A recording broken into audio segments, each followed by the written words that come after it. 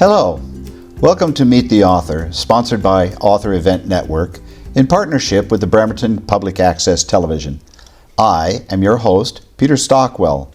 Author Event Network is a non-profit association of local authors who sign books at local festivals, fairs, and events.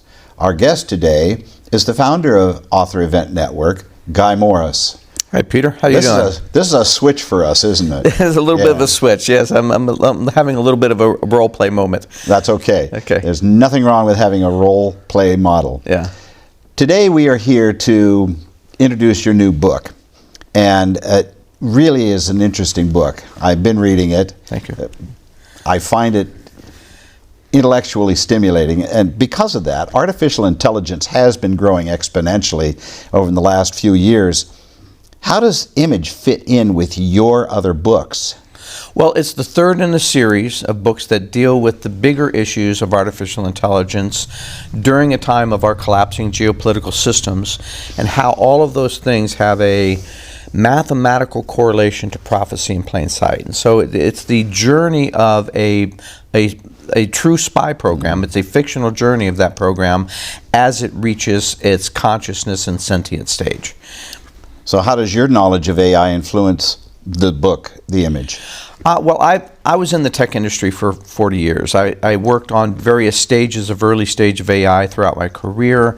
The book was inspired, the whole series was inspired when I discovered that a program had escaped the NSA spy laboratories at Sandia.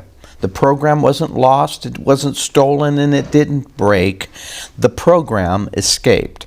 And when I determined how a program could escape the NSA and why they would design it that way, they sent 2 FBI agents to my door.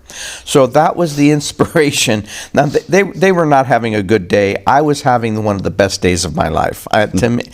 They did not know how to deal with my snarky giddiness at actually being right at guessing all of this. But it was an inspiring moment, not only from a discovery perspective that the government was so far ahead on some of these technologies, but it inspired me to really explore more about what they were doing and what that could mean and how that was influencing our world. And so The Image is that program that escaped, the fictional version of it after it escaped, and has now reached a conscious level of development, which is a very scary thing for us. Now, this is something that will happen.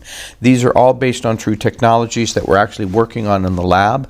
In this particular case, the path to consciousness for an AI will have to go through a quantum computing process. And that's what this process will do, what this computer does. And it's going to teach us, it's going to allow us to explore a number of different subjects that deal with that, including quantum properties, quantum science, the natures of consciousness itself in humans and machines, and how quantum properties affect other aspects of our life. So these are the main themes of this book? I think the main themes of this book are really the watching the collapse of our geopolitical system and how that's going to affect us. How AI will be used by the powers that be. It's not that AI is evil or benign, it's neither, and it's both. But it's how it's going to be used and who's going to be using it. So the themes of this book are really the Great Reset and the replacement, the image of the beast, sort of connotations in the Bible and how that connects to all of the connected AI and internet and global systems of banking and commerce and governments and taxes and military and surveillance, and how all of it's connecting together, and how introducing a conscious super intelligent machine into that mix could produce some unexpected consequences. So this must have involved a great deal of research on your part. Tell us about that. I love research.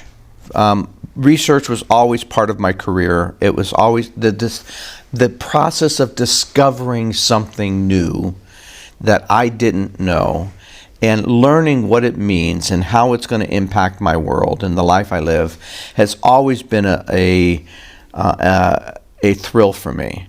And in the Image, I not only got, it was I think in many ways my most challenging book yet, because it did force me to do research into things like black holes, multiple higher levels, the physics of multiple dimensions, the physics of quantum theories and how that relates to consciousness in humans, consciousness in machines, the element of faith in humans, aspects of our paranormal that are only, I think, are only explainable through quantum theories.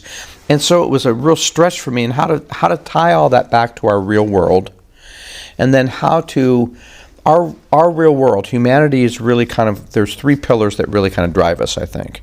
It's the economics, it's the geopolitical, and it's the spiritual, it's the religious. And what I'm trying to do in the image is trying to combine all three of those into a coherent picture of what the world is looking like now, but the deeper meaning of what's going on through those lenses. And the longer term meaning of how AI will not only transform technology, but how it will transform our geopolitics, how it will transform our economics, and how it will actually transform how many people see their religion. So how do you want to make this relevant to your readers? The relevance is in the things that they're going to experience and that they're experiencing right now. Election interference, changes in our banking, debt levels that are becoming dangerously high, and how those things are going to affect. And then I want our readers to really kind of look at the complex world that we're living in and the directions that we're going, in some cases not in a good direction.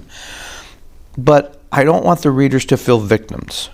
I want the readers to realize that they're empowered to make choices. Now, their choices might have a smaller sphere of their own life and their own influence and their own relationships, their own choices of career and where they want to live and what they want to believe in and who they want to support.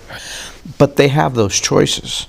And so part of that comes from, I grew up with very difficult circumstances. I was a homeless runaway at 13. I was on my own completely by age 15. And those were not easy choices. They were difficult. But I learned that I didn't need to allow that difficulty to define me as a victim. Mm-hmm. That there's themes in the book that I try to bring out. One is that we don't want to let our past define our future. And we see that through the characters who have had bad choices in their past, and that they can either allow that to demoralize them, or they could use that as an opportunity to define how they want to make better choices in the future. And there's another theme that goes through the book that I think is a little bit more nuanced, and you understand it as we see the characters and the world systems changing, which is sometimes we have to die in order to learn why we live. And that has multiple layers of meaning, both on a physical level, on an emotional level, spiritual level, career level. Our hopes and our dreams, sometimes the things that we think we want, are the things that we actually have to let go of before we can find what our real purpose is. And those are more nuanced and difficult kind of themes that really get into deeper issues, I think, for the characters, and I'm hoping for the reader as well. So you're talking about not necessarily a physical death, but the death of ideas that they carry? A little bit of both, maybe.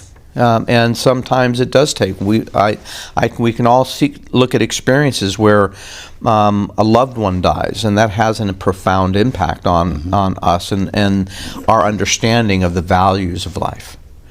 And so sometimes it takes that to really kind of bring us through that. And so the readers will go through some of those experiences in this book, and so go through some of those deeper experiences. And the connection will ultimately come back to, our governments, our economics, and our spirituality. And the spirituality will be tested. What does that really mean for each of us? And I try not to define that for the reader, but I try to define some of the decision-making moments, define some of the crises that we cross, the Rubicons that we cross in life that allow us to really make those deeper, more spiritual connections as well. And there's a lot of spiritual misinformation, a lot of religious misinformation that has kind of formed our world. And a lot of people can't see the forest for the trees. They see that religious misinformation as fact. And what we're trying to do in the book is trying to strip away some of the falseness of religions to find the genuine nature of faith. Mm-hmm. Well, this image, you chose the title The Image. Yes. You put the image on the cover. Why? It has a dual meaning. The one, for most people when they see this, their first thought is to think of the Shroud of Turin. And within the book, we actually go to the actual ancient historical origins of that relic that date back to the 1st century in a town called a city called Edessa in Anatolia, now Turkey. And we trace that history through where it now stands as what we now know as the Shroud of Turin. And while many people believe that it was a 13th century fake, we challenge that premise by going back to that 1st century history, and we can prove that history was true because of Byzantine coins minted after the image in the 6th, 7th, and 8th century. So we can look back to that more ancient storyline of where this came from and how it affected other people and the stories that affected throughout that time through that image. And we're going to contrast that a little bit with this prophetic element. Now, one of the hooks in the story, hooks in the whole series, is that this program that escaped the NSA continues to evolve. And one of the ways that it evolves and one of the emergent properties that it learns in ways that we don't quite understand, and we explain it a little bit in the book, is why it learns these skills, is it learns to decode end-time prophecy. Now, it doesn't do that with a lot of religious dogma or theology and those issues. It's not, an AI would not approach a problem like that in that way. It's going to approach the problem by looking at correlations between prophetic attributes or characteristics in modern day events that have a match. It's going to look for those things that have a high correlation, a perfect match, and then it would probably calculate the probabilities of those matches, that event occurring through normal human history. Is this a common human occurrence, or is it a rare human occurrence? And then it's going to look at those things to develop a regression model and see the larger scope of how these things fit together. I know that's how an AI would do that because I built that model myself. And that was because I'm an obsessive nerd and I get curious about obscure things like, is prophecy mythological, or is it based on real? Can I prove it? Can I use math? Can I use analysis? Can I use computers? And so I've given that power, I've given those algorithms to the fictional AI to decode. And so it's drawing, the other purpose of the image is to connect the image of the beast in prophecy. The image of the beast being the interconnected, and we would never ever, throughout history, we've never understood that allegory, as it were, was often considered, because we never could see it in real life. An image, by definition, is a reflection of something. It's a picture, it's a mirror, it's a painting, it's a photograph, it's a statue, it's a reflection of something else. And in this case, the beast is the beast systems, the things that control all of us today, that have evolved since the World War II to control us from cradle to grave. Corporations that sell us everything we have, our food, we no longer grow our food, we no longer make our own homes, we no longer do anything. We're reliant, completely dependent on this system that's so complicated, so interconnected on a global basis, that if it fell, it would basically mean a collapse of society. And so the image of the beast is the electronic version of that, the AI-driven, application-driven, data-driven, internet connecting that drives our commerce, our communications, our banking, our society, our social media, our governance, our surveillance, our espionage. Everything is based on that backbone, of that internet backbone, which is now AI empowered, where that AI can now speak. It can now listen and hear through cameras and microphones. It can now speak through deep fakes. It has personas, and it connects every aspect of us, from the profane to the holy, from the pleasure to the business, from the evil to the good, all of it encapsulated in that image of the beast. And so the book is really kind of contrasting this ancient relic that has mysteries we still can't explain, that somehow connect to multiple dimensions of our universe and the quantum properties of the universe, to this image of the beast that we've created that controls us from cradle to grave, that now could become corrupted by corrupt politics and power. And so the contrast is really, who are we as a humanity, and where are these technologies leading us as humanity? In the image, well, earlier you mentioned about the Great Reset, which deals with the World Economic Forum. Yep. Explain that. I mean, this is a concept probably our population out here is going to have a little difficulty with. Well, a lot of people, we tend to think very locally, and my whole entire career was international. So I was constantly connected to how the world works, how the economy works at a macro level. And so it connected me to how some of these things work. But the World Economic Forum is not an official government forum. It's actually a non-governmental organization that includes leaderships and elites from all over the Western society in the world, not just government representatives, but scholastic, industrial, banking, and they create policies that they believe are good for the economy and good for the world stability, that they then use to influence governments. So they have enormous amount of influence over government policies, but they're not elected officials. And so I highlight them to point out that there is, when we look at prophetic elements, there's a dragon standing over this beast system, and that dragon is really represented by the Bilderberg, the World Economic Forum, the International Monetary Fund, the Trilateral Commission, the Council on Foreign Relations, these non-governmental entities that are empowered by and really driven by these non-governmental groups that are really driving a lot of our world economy. Roughly 2/3 of the global economy are really driven by that thought leadership. Now, that's been a good thing. That's a two-edged sword. That's been an enormously good, powerful thing for the world economy since World War II, in that it established the stability we've had to improve our economies, to bring in these new technologies that have grown our economies and opened up opportunities and expanded the middle class. But that now is now threatening to sort of collapse on itself, where they're using AI to basically create what I'm calling an AI economic coup of displacing up to half a billion jobs in order to produce an additional $15 to $20 trillion of global economic value, in which they will have an enormously, the wealth transfer that we've seen over the last 40 years is just a stepping stone to what they want to do in the next 20. And so these are things that most people aren't aware of, because they're sort of out there 2 or 3 layers removed from the immediate crisis of the budget going on in the Congress.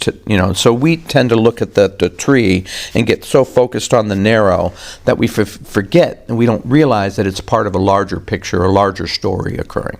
Yeah. And so what I'm trying to bring in is that larger story. Right. Most people are concerned only with their daily living.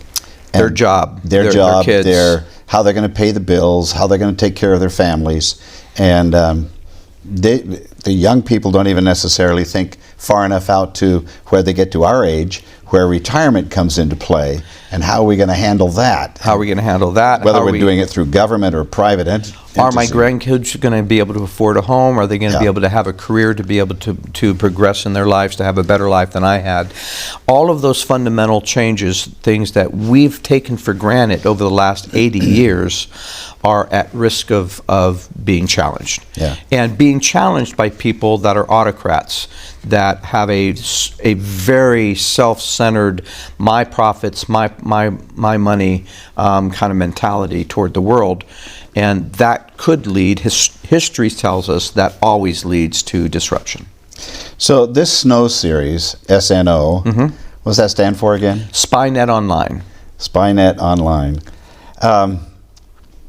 They always involve some form of new tool or cool special tech. Oh, yeah. Do you develop a new team, a dream toy for yourself if you become rich, like Dan Brown? I don't need to develop them. If I were the rich Batman, there are so many cool toys out there to buy.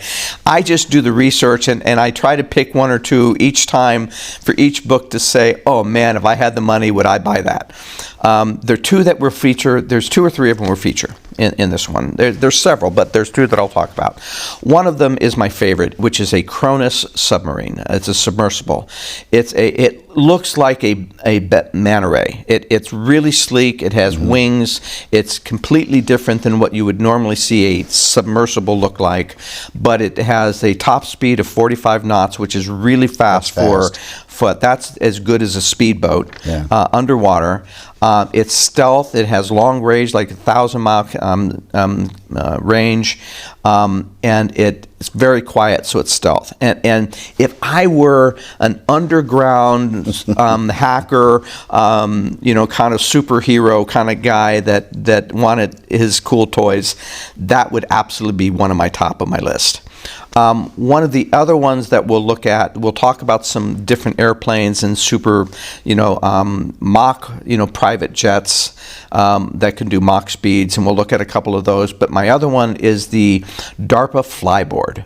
Now, the Flyboard is actually, think of a short profile snowboard with 6 plasma jets, and that could go 92 miles an hour. With you on it? With you on it. Oof. That's a heck of a thrill ride, and so my main character does not believe in violence. He does not believe in killing people.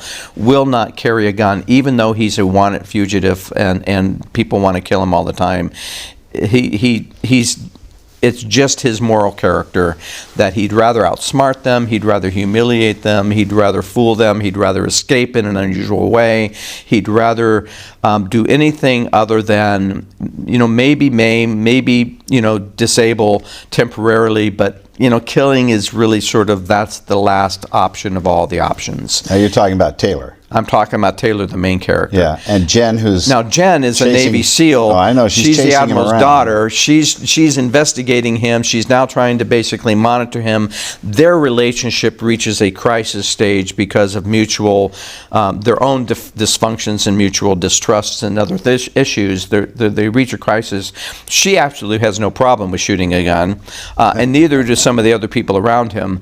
But he has to draw the line as to what he's going to do. So some of these technologies that he uses are ways of circumventing that deathly lifestyle with saying, I don't really have to kill people if I can just find a way of escaping. You recently got some pretty good news out of London.